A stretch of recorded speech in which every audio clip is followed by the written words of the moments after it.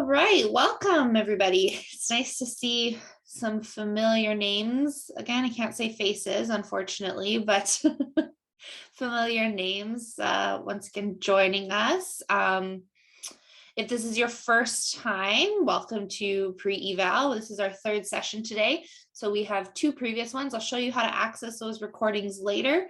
And today we're going to talk about building a culture of evaluation. We're going to hopefully get our guest speaker in here.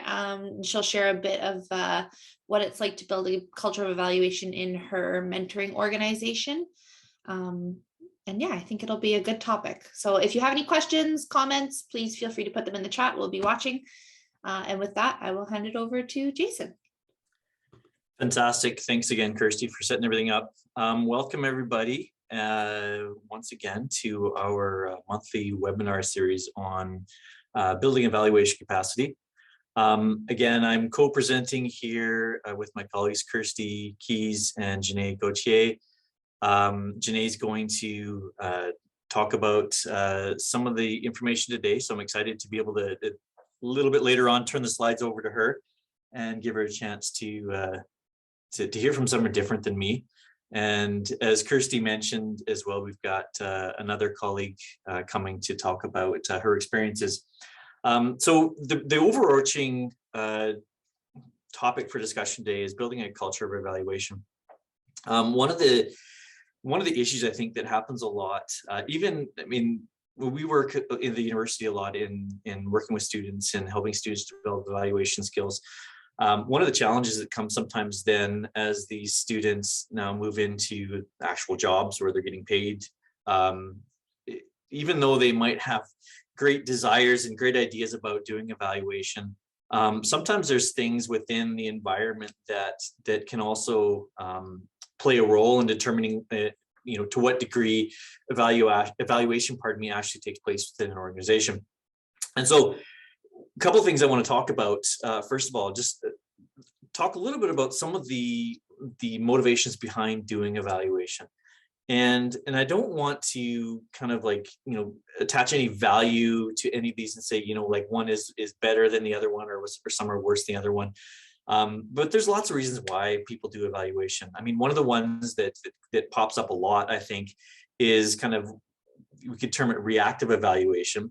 And so in this particular case, for example, a funder needs you to submit some data so that you can, provide a report on how you're doing and how you spent the money that's been allocated to you. Reporting requirements for different types of things. You might have an organizational policy that requires you to report on whether or not you've reached certain types of targets. So, I mean, those are all valid kinds of reasons to do evaluation. I don't, as we've talked about in previous webinars, I think sometimes that the overemphasis on the reactive kind of evaluation sometimes leads to negative connotations of evaluation. But to be fair, I mean, that is a valid approach or a valid, sometimes necessary reason for doing evaluation. But in addition to that, we can also look at proactive evaluations or meaningful use evaluations. And I don't think that all of these are again, mutually exclusive either. I think that sometimes we can have multiple purposes for doing an evaluation. So with a proactive evaluation, the primary emphasis for a proactive evaluation is to look at ways in which you can either develop or improve a program or a process that you happen to be engaging in. And so, like I said, this doesn't necessarily have to be mutually exclusive from a reactive evaluation either, in terms of like checking the boxes and doing those kinds of things. But the emphasis tends to be a little bit more on how can we make what we're doing better, right? And so this kind of would fit either with the developmental or formative evaluation approaches that we talked about in previous webinars. The reactive tends to be more of a kind of a summative approach. And then finally, we have the meaningful use evaluations. And again, this is not necessarily like mutually exclusive from the other kinds of evaluation, but the primary kind of focus for the meaningful use evaluations is on use and incorporation of the evaluation results. And I think for a lot of us, like we're busy people, we have lots of responsibilities, we have things that we have to get done every day, and adding on an evaluation just to do an evaluation probably isn't and probably shouldn't be a big priority for us, just to say that we've done it if it's not leading to some actionable type of outcomes that I can do something about it. And so, I mean, one of the things that I joke about a lot with my clients that I work with, other types of people, is like, don't ask questions you don't want the answer to. Like, don't promise, if you're asking about, would you like us to build a rocket ship so we can go to Jupiter? I mean, people would say yes, but I'm not going to do it. So why am I asking the question and raising false hopes with individuals, which actually could lead to more problems than it's actually solving? And so having that focus on use and making sure that the evaluations you're doing are useful to you, are useful to your organization, I think in most cases will provide a greater likelihood of evaluations actually getting support from the organization you're working with, if they can see like what's in it for us, what's in it for me. And again, that goes for the meaningful use and the proactive. But again, sometimes we also have to use the reactive to get data that we need to, fill reports or do other types of things. The next thing I think that maybe is overlooked sometimes in terms of the likelihood that an evaluation will actually take place is the organizational culture within which evaluators, again, whether this is like an actual evaluator or someone that's been tasked with doing evaluation, the organizational culture within which the evaluator finds themselves. Because if we look at organizational culture, the culture organization is made up of attitudes, values, behaviors, and all of the personalities of the people that you work with. And so just to say it in layman's terms, if the culture of the organization that you're working in is such that the primary focus is avoiding embarrassment rather than on improvement, then you're going to have a hard time probably in convincing people to do an evaluation. Why? Well, because there's a chance when you do an evaluation that the data you get is not going to always say that things are glowing. Now, if your focus rather than that is on how can we make sure that we're doing what we said we're doing, but also how can we improve, or potentially what are some effective ways that we can action the data that we're going to collect, then that's a completely different cultural environment that you find yourself in, where people perhaps won't be as threatened by data that doesn't tell a glowing story. And I think we've all been in these kinds of situations. I was involved in one evaluation. It's a multi-year evaluation. It was evaluating a government program in which there was millions of dollars invested in a particular initiative. And my job is to go around the province and gather data on how well this is working, feedback, all that kind of stuff. The reality was, like many large social initiatives, there wasn't a lot of movement. Like we're working against a lot of inertia. And so when we came back with the report was focused a lot on areas of improvement and promising signs, but there wasn't a lot of tangible, like, yeah, we're awesome and here's what you got for your $12 million. And not surprisingly, the report got buried until a new minister came along and had a different focus and was much more willing to look at areas of improvement. And all of a sudden, this report magically resurfaced. And so that culture can really play a role in determining the likelihood of evaluations actually happening, the use of evaluation, all those different types of things. Now, Kirsty, I didn't tell you I was going to do this, but if people, I'm not going to go totally off script here, but we do have for another project what we did, and this was my colleague Rebecca Gokert did some work on evaluation capacity building, and one of her graduate students actually did a lot of research looking at what are the factors related to sort of determining evaluation capacity, both individually and organizational evaluation capacity. So what we did for a different project is we put together kind of a self-assessment tool. And I've got the link, I'll put it in the chat. If you're interested, feel free to check it out. Again, is on one page, there's an individual kind of self-assessment for evaluation capacity. On the next page of that little survey, there'll be organizational capacity. Kind of just to assess where you and your organization are at, to give you a sense of where are some of the things maybe that you might want to work on if you're looking to increase either your own evaluation capacity or the evaluation capacity of the organization you're working in, which then feeds very well into this next slide where we're talking about this whole notion of capacity. And capacity, when we look at capacity, again, we have to take into account the different levels of capacity that might exist. So the individual capacity, the organizational capacity to do it, and the enabling environment. And so, as I said, like, you might have the capacity, but you might be only one. Oh, sorry, did I send the wrong link? So you might have individual capacity, but your organization doesn't have the resources to support you to be able to do that. And so your organization might be lacking capacity for the evaluation. For a lot of people, this is kind of what gets in the way of evaluation, right? You have your full-time job, and then somebody says, oh, and by the way, now I need you to do an evaluation. And so you've been tasked to do this off the side of your desk. And so, again, not surprisingly, that becomes then somewhat of a challenge for an individual to do an evaluation within that kind of an environment. And so one of the barriers could be then that organizational capacity, or trying to build that capacity. And then the outer level here is the enabling environment, which we're talking about in terms of how willing is the organization to engage in an evaluation process, to engage in evaluative thinking.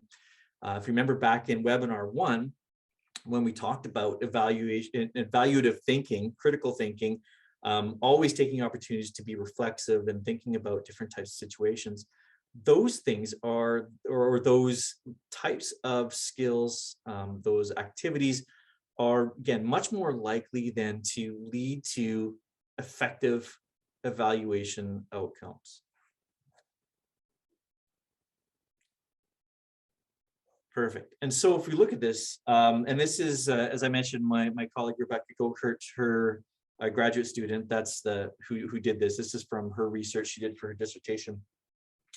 Looking at the sort of a path model to looking at organizational and individual evaluation capacity, and what are the things that lead one to do evaluation. And so again, just sort of reiterating the things we talked about, the organizational culture, that overarching kind of culture that the organization has, the leadership within the culture, what are the primary focuses. And just to kind of, I think this is probably self-explanatory, but to reiterate, these aren't necessarily static. The organizational culture shifts and changes based on the individuals that come in, but also based on stuff that happens, organizational environmental factors. Organizational leadership changes can happen. So organizational culture leads then to organizational leadership, which then leads to an organizational commitment to evaluation, or the lack thereof. That then can impact both the individual attitudes towards evaluation and then the individual evaluation skill, the willingness to invest in evaluation. Okay, takes money and resources to do evaluation effectively. And so the willingness to actually put that money into place is reflective, or is going to be based on, in part, that organizational commitment to it. And those together, the individual attitude towards evaluation and individual evaluation skill, then both lead towards the motivation to conduct and use an evaluation. Again, probably not surprising, but kind of just explains the path model there, and that there's a lot of things that sometimes can either enhance or detract from your ability to do an effective evaluation within an organization. So if you're finding it hard and you feel like you're banging your head against the wall, you're probably not alone. There's probably a lot of people that are experiencing similar types of things. And so going back again to the first and second webinars, one of the things that we try to talk about is really start where you're at, pick some manageable goals, even if it's just trying to institute some evaluative thinking practice within the organization. If we can start to work at that level, hopefully we can start to impact the evaluation sort of culture, and that in turn will hopefully then trickle down and have an impact on our ability to do evaluations within organizations. So in terms of, again, just sort of further breaking this down, if we look at, again, the likelihood that an evaluation is going to happen and the type of evaluation occurs, we take that last bucket on the previous slide in terms of individual motivation to do evaluation. And so, you can have high motivation or low amount of motivation. And if we break this out into like a quadrant kind of breakdown of this, and we use collaboration on the other axis, what we end up with 4 distinct types of motivation and collaboration kind of interactions. On the top left, we might have high motivation but poor collaboration. And what you end up in that situation is a lot of uncoordinated action. Lots of stuff's happening, but no real integration of that. The top right, we have high motivation and high collaboration. We got a balanced evaluation system. This tends to be the most likely to lead to successful evaluation outcomes. And on the bottom, if we have poor motivation and poor collaboration, this is going to be really difficult to do an evaluation in that kind of system. I mean, not surprising, if you're not motivated and no one's organized, then it's not going to happen. And then high collaboration but poor motivation, lots and lots of talk, lots of meetings about evaluation, but very little actionable outcomes in that particular case. And so, again, just to kind of give you an opportunity, if you want to like self-reflect on that and think about where you and your organization sit, those might be tools you could use to have discussions about how do we move forward, and where do we need to put our resources and efforts. So here's some, again, if you want to take that little survey and look at your organizational capacity, here's some things you can ask to assess the characteristics of your organization with respect to evaluation. Okay. And we've talked about some of these in the previous webinars, but again, just to self-test here, if you want to sort of just reflect a little bit and think about your organization, the degree to which your organization encourages self-reflection and self-examination, right? What kinds of questions are asked? Are they questions about how well did we do that? How can we improve that? Or again, is the emphasis on let's not embarrass ourselves, let's not make any mistakes, those kinds of things. Truth seeking as opposed to risk mitigation or trying not to air our dirty laundry. Evidence-based learning would be another example of this. Action oriented. Again, this speaks to that sort of use. What are we going to do with the data? Experimentation and change, forward looking, ethical and democratic. These are all things, again, that you can potentially use to engage in that self-reflective practice, to ask yourself, where is our organization now, and where can we emphasize, or where can we put our efforts to encourage a change in our organizational culture?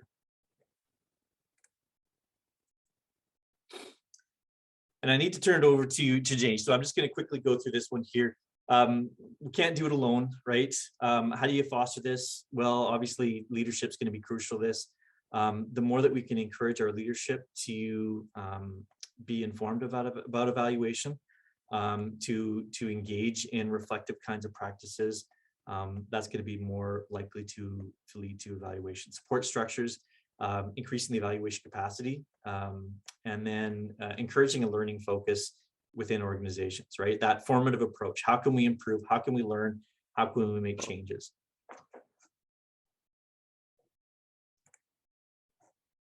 And with that, I'm going to turn it over to Janae. Sorry, Janae, for eating into your time. No worries. Thank you, Jason.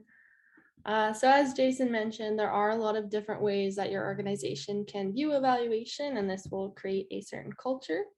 So I'm going to talk about the 2 different cultures that you can have in an organization, and it is on a spectrum. And on one end of the spectrum, you can have a culture of compliance. And in this environment, there is an unwillingness to engage in evaluation work because people tend to believe that it will take too much time or it will take too much money. So on the slide here, you can see different questions that people tend to ask or tend to say about evaluation when they're in this culture. So they would say things like, do we really need to do this survey? I don't have time for this. Don't funders know we are making a difference? And do we really have to prove it? So in this environment, people tend to be in a go, go, go mode, and they aren't actually taking the time to reflect on what they are doing, on the outcomes that they want to achieve. And it can hold an organization back from improving because they tend to see evaluation as a burden and just like another thing that we have to do and another thing that we have to get done. And on the other end of the spectrum, we have a culture of learning, which is definitely has different characteristics, and that's the environment where evaluation will be able to thrive in. And in this culture, the individuals understand that we need data for continuous program improvement, and it's also needed to stay accountable to stakeholders and to our funders. So these individuals would say things like, or would think things like, will this survey help us to learn more about the impact that we're making? Can we use this data to change our program design if needed? And I want to be sure that what we're doing is actually achieving our program goals. So ideally, everyone has a desire to learn, to grow, and to share the results all together. So on this slide, you can see that there's two very clear distinctions. You're either a culture of compliance or a culture of learning, but the reality, it's not that black and white, and usually it's a gray zone. And there could be aspects of both cultures in your organizations, and the different staff members could have different views on it. And there could be a bit of divide in how we view evaluation. So that brings me to my next question. How would we shift people from this sort of resistance and culture of compliance towards evaluation to a culture of learning and a culture where evaluation can thrive in? In order to shift people from this resistance attitude to willingness to engage in evaluation, it's important to validate, educate, and collaborate. And the first step, we want to validate. So it's important to listen to everyone's concerns and to validate them. So you can say things like, I hear you, program evaluation is really expensive, or I can see that you have a lot of work on your plate right now, and I can understand why you feel like it would take too much time. So those are some examples of how you can word or how you can phrase your words to validate other people's feelings. And this is a communication tool, and it just lets people know that they are being heard and that their concerns are valid.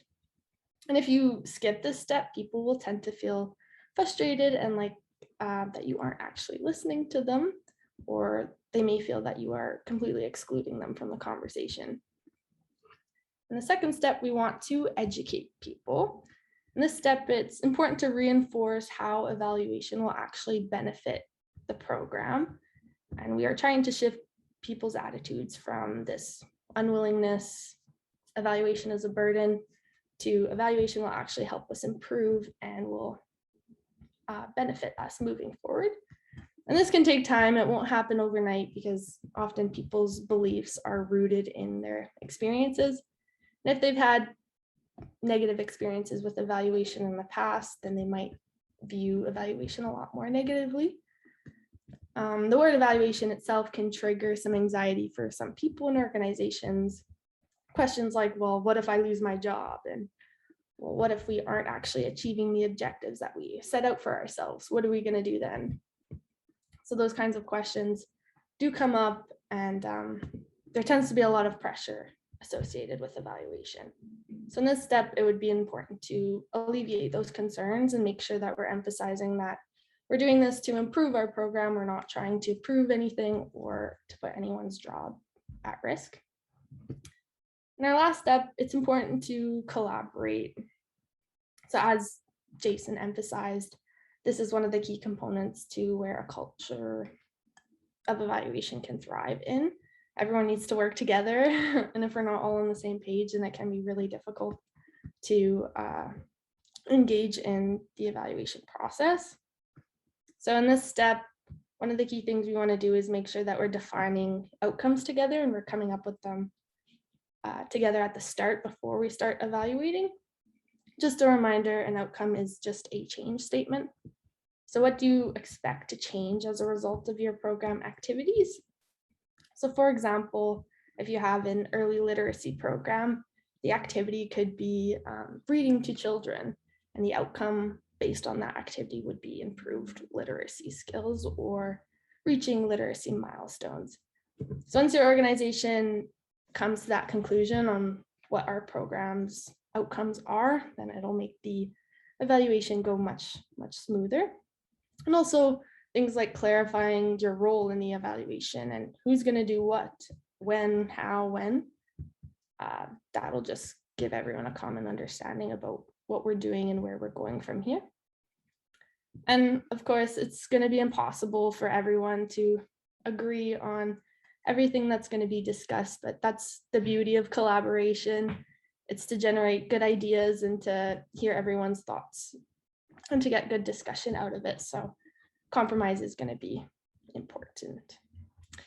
And yeah, with that, I will turn it over to Gina, if she's here. We're still waiting on Gina to come, so I'm gonna just give some examples. Janae, fantastic, that was great. I think we all know when evaluation doesn't work. And I think just to illustrate some of the things that Janae was talking about in terms of validating, educating, and when there's a lack of trust, what the impact is in terms of trying to do evaluations. I remember one time, again, it's a bit different because I was contracted from the outside to come in and do an evaluation within the school district. I won't mention the school district, but part of what I was doing was looking at the evaluation of wraparound services. And so I was going all over the province to do that. And I went to one school jurisdiction, but at the same time, the government had also been slashing funding to different types of programs. And for some reason, they got in their head that I was from the government and I was coming to do an evaluation to see whether or not they would continue to keep their funding. And it was amazing because from the parents that I talked to the teachers, to the principals, to the superintendent, I got the exact same speech, like word for word. They got together before I came and they put a speech together, which was basically, we're great, we're doing great work, please don't take over our funding, which is essentially what it was.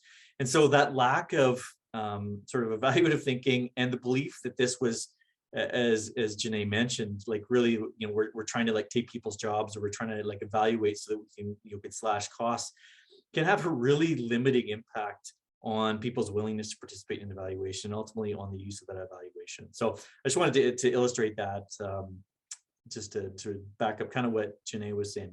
Kirsty, with that, I'm going to turn it back to you.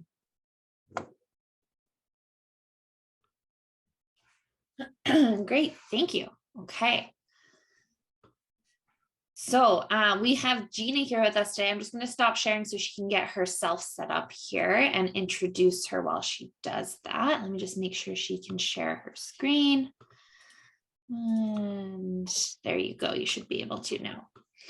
Okay, so Gina joined us for e-eval as well, similar to Lori, who joined us last week. So this was our, again, just to kind of give you an overview, this was our 6-month sort of course, or we call it a learning opportunity, I guess, because no course I ever know has gone for 6 months. So this is where we kind of worked on helping mentoring organizations like yourselves in planning and implementing evaluations of their programs. And at the time, Gina was a program evaluator with Big Brothers Big Sisters Calgary, and she joined us to engage in some co-learning with other mentoring organizations about the evaluation of virtual mentoring programs, so that herself and her manager could better evaluate their new virtual initiatives developed during COVID.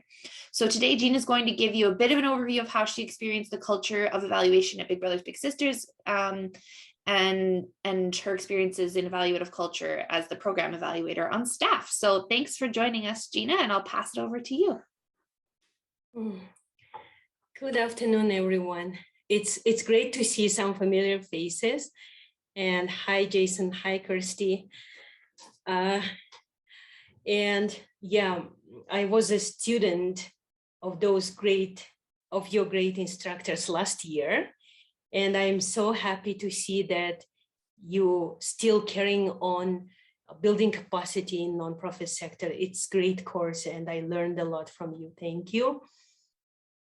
Today, I prepared very brief presentation of example of our experience in building evaluative culture. So let's begin. Can you hear me? And you can see my screen, right? Okay, great. So before, oh, how I should do it. I'm going to talk about Big Brothers, Big Sisters of Calgary and area experience. I was with the agency for 7.5 years, and I just recently, just a month ago, I joined another organization, South Calgary Primary Care Network. So, but this BBBS is very close to my heart, and I always feel proud of how the agency is doing, especially in evaluation. So Big Brothers, Big Sisters of Calgary and area is a nonprofit organization, volunteer-driven, that provides mentoring programs for children and youth in schools, communities throughout Calgary and surrounding area. Before moving to our experience, I would like to highlight very specific important characteristics of evaluative culture. So this is my own personal view and my own personal experience. So I think when an organization has an evaluative culture, they are very actively engaged in self-reflection, in self-evaluation. So they put resources and they put structures there to allow to find out what works and what doesn't work. And they very open to learn from that and open to change if something doesn't work. Contrary, when in some organizations, and I've seen it in my own practice of being evaluator for now 12 years, in some places, poor performance is penalized. So evaluators sometimes encouraged to demonstrate only good results, and bad results means something wrong. And instead of changing something, like people get in trouble because of poor performance. And in such organizations, mainly they focus on outputs rather than outcomes. So for example, in mentoring organizations, it can be in a way that like number of matches served is more important than anything else. So there is a risk that quality of those mentoring relationships might be compromised. And for the evaluators, for the agency, there is no interest in learning, and evaluator only provides reports which used only to report to funders. Otherwise, there is a limited use of data. So all these characteristics indicative that in that agency, evaluation is not valued, as well as there is no evaluative culture. So there is a time to start shift towards valuing more evaluation. And evaluation, here are two examples how important it is to have proper evaluation established in agency. Obviously, decisions are made easier and much better when they're based on accurate and timely data provided from evaluation. A lot of people told me, and there is a lot of published evidence that when people see impact of their work, it's the biggest reward for them, and it is very important for volunteer organizations to demonstrate that impact to our volunteers. And evaluation is first go to area, and evaluation can help with to solve those. But evaluation have never been one person's effort. And I think from my entire presentation, this is the biggest takeaway I would like you all to take, because evaluation is a team effort, and I will show you on my own experience. This slide shows actually how the situation was when I first joined the agency, and how it is now when I left the agency. So before I was the only full-time evaluator in our first and only full-time evaluator in our agency. So I was doing only evaluation and nothing else. So I was positioned in a way that evaluation is my work and nobody else's. I was responsible for planning evaluation, conducting data analysis, and then responsible for reporting, managing data, and everything was mine. So I was like a guy in the back corner of office who does everything and looks very smart. How I see now our agency, I see that everyone understands that evaluation is a team effort. So everyone participates in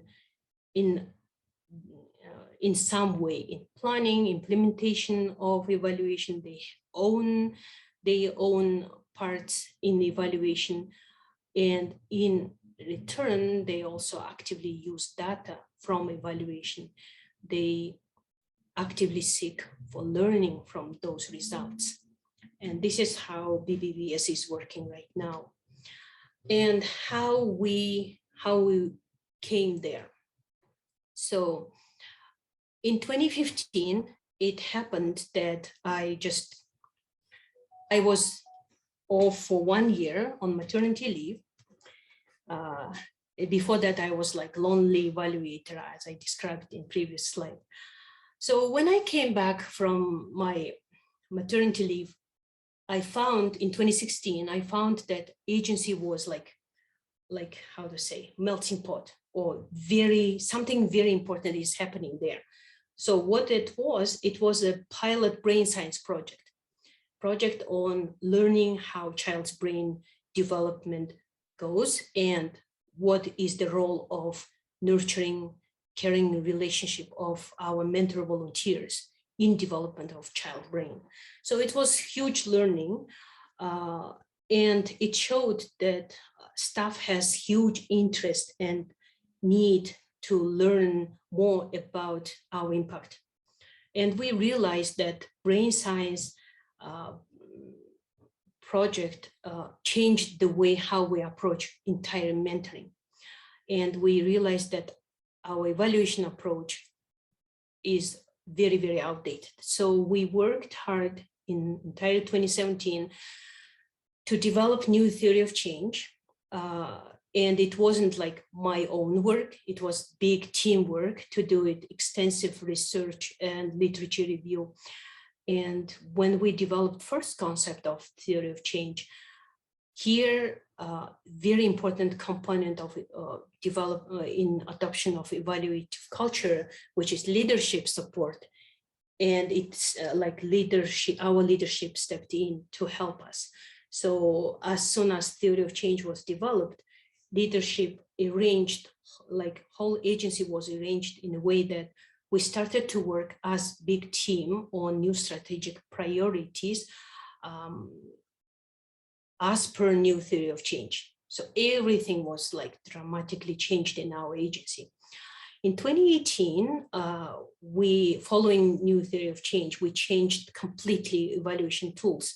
And when we changed evaluation tools, we not only used validated and proven evaluation tools, instruments, but also we looked the opportunities, how those evaluation tools can be used not only to inform about our impact, but also be used as a technical, clinical tool, I would say, as a tool for frontline staff for the everyday practice. So we found those tools and we started to train our staff in using those tools to assess how child is doing before the program, how they progressing, and communicate those little achievements to families, to kids, to mentors, and use those findings to better support our matches. And starting 2019, we started to see results of those changes of new evaluation approach, as well as using new evaluation tools. We started to see that our agency staff everyone from frontline to CEO, they started to use these evaluation findings. They started to ask questions. And for example, by the end of 2019, in December, we did whole day research conference, internal research conference with staff. And we called it Data Day, where staff members did small research projects and they presented like in scientific research conference. But the data was from our evaluation. In 2020, we arranged our staff, we offered them several working groups, and data and outcomes working group was #1 popular group where everyone wanted to participate, even though we limited to like just 10 people there, but everyone chose it as #1 of their choice because of that interest in working with data. And then we moved further. We realized how much data we have in our agency, and we wanted that data be used by everyone. So we compiled fact sheet already second year for us, where every data point like from our evaluation is linked to research and ready to use. Like, for example, if people want to talk about brain science or executive function, they can find specific data points they are linked with research, or adverse childhood experiences. So staff now, I always tell our staff that you look smarter when your arguments supported by numbers, and they love this position. So to conclude, do's and don'ts, which I just put based on my own experience. If agency wants to support evaluative culture, what they could use, what approach they could use. So encourage participation of everyone as much as you can. There are, as I say, there are no stupid questions when it comes to questions. Train staff and expose them to data, make them comfortable using this data. Also share findings, always share findings with staff, with volunteers, with families, because not only funders, but all other stakeholders equally have information needs. Make decisions based on evaluation findings and be transparent, explaining how decisions were made based on what data and why they're doing these changes. Encourage data usage by all staff in their practice, their communication, and one of examples is our fact sheet. And as I said, there are no like bad or good data. Like every data highlights some issues or successes. So organization need to be open to change if something doesn't work.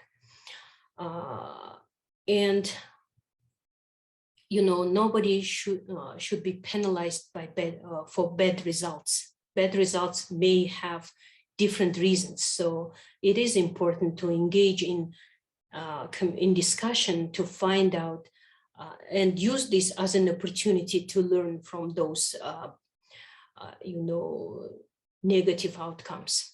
And obviously prioritize quantity over quality. And here is one of example. Do not prioritize quantity over quality. And one example is, for example, again, in mentoring organization, every mentoring organization and every grant, we always commit to a specific number of people served, specific number of matches made. And let's say, for example, we had an annual target of 1,000 matches to serve in fiscal year, but we served 700.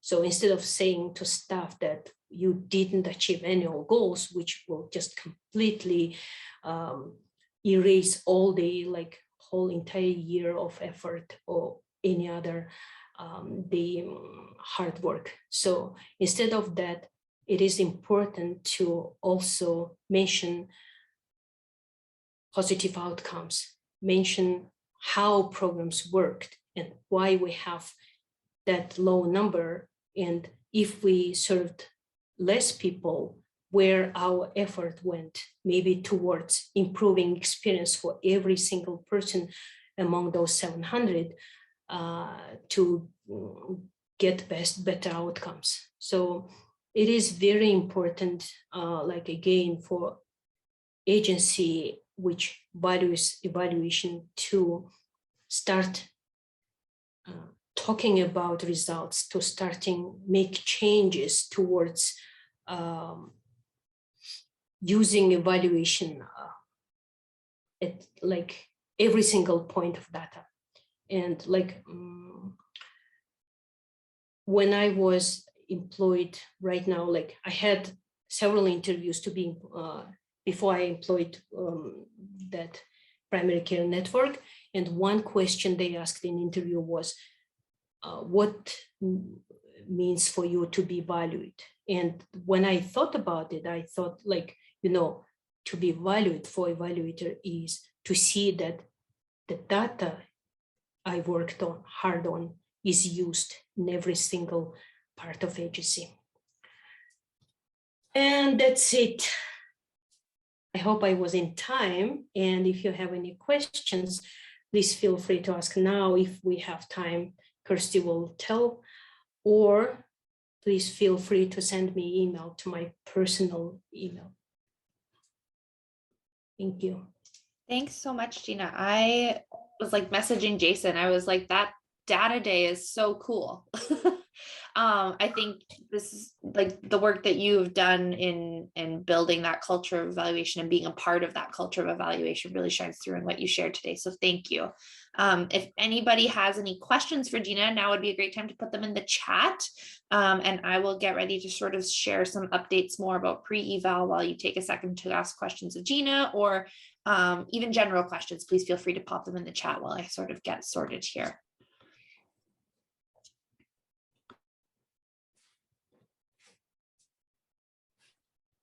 I don't have a question. I just want to say thanks, Gina. It's a pleasure having you here today. And it's always nice to hear about success stories in building evaluation culture and evaluation capacity. So it was heartwarming, to say the least, to hear about your experiences there. And it gives me hope for lots of organizations. One of the things, and I don't know if this, if you'd agree with this, but I think sometimes with building evaluation capacity, we need to take advantage of those pivotal moments in time, right? When something happens and the culture's sort of in a space where we can actually take advantage of that. And you mentioned that one where you came back and there was something happening, but it was an opportune time to increase evaluation capacity thinking. So I think that was great. It was a great example. Absolutely, totally agree. Like, you know, opportunity, like in right timing, start right thing. Like I was lucky to come back and find this project is going on. And I think this is where we started this big shift. Yeah. Awesome, thanks. Okay, so I'm going to show you guys that the Moodle site is up and running. I know I've mentioned that it's coming. It has arrived. I think there's a few of you guys who have already signed up for the Moodle site. If you haven't, please click the link in the chat now to save it so you can sign up. And please share this with anyone from your organization who maybe hasn't been able to make the webinars, because previous webinar recordings, including this one as well, will be shared on the Moodle site. So if you can open that now and register for that, if people in your organization can register for that, if you know of someone who wanted to come but couldn't make it, register for that. Anything, register for the website. So let me just show you a quick overview of it here. I know I did this before, but nope, that's the wrong one.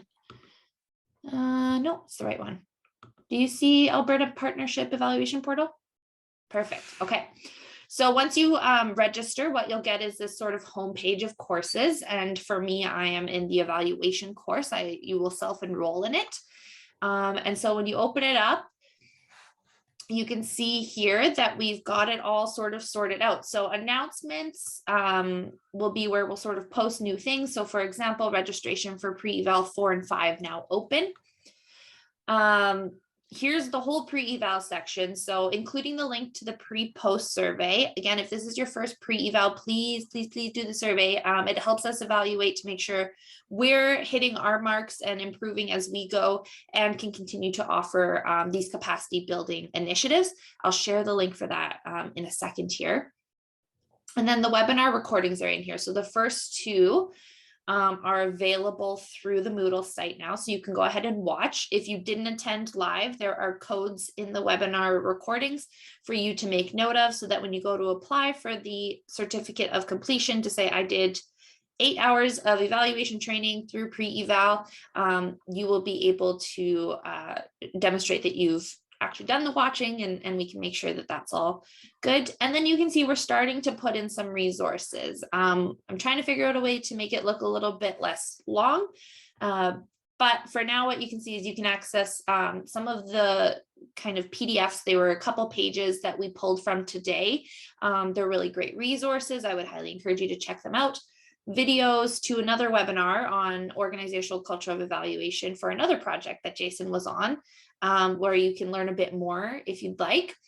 And then some websites that we might think you might find useful, and we'll keep kind of populating this. And the last piece to this is you can go into any of these topic headers and you can find a discussion board. So if there's something you would like to discuss with other mentoring organizations, or if there is something you have a question about that's specific to that topic, you can post it here. We will be monitoring this, me and Janae in particular, and we can pull Jason in if we need to, if we have questions that we think he could help us answer. And general Q&A is at the top here. So yeah, I encourage you to register for the website. And I also encourage you to complete our pre-post survey if you haven't already. There's the link for that one.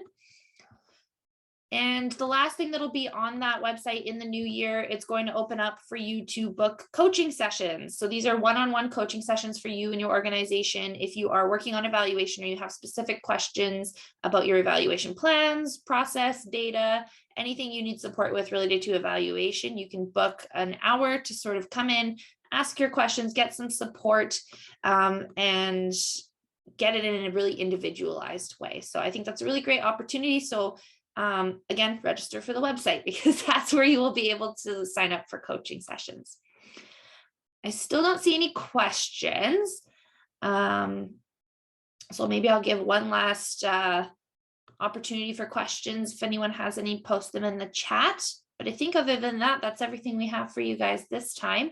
Registration for pre-eval number 4 and 5 in January and February is now open on the albertamentors.ca website, the same place where you registered for the first ones. And we hope you'll join us for that session as well.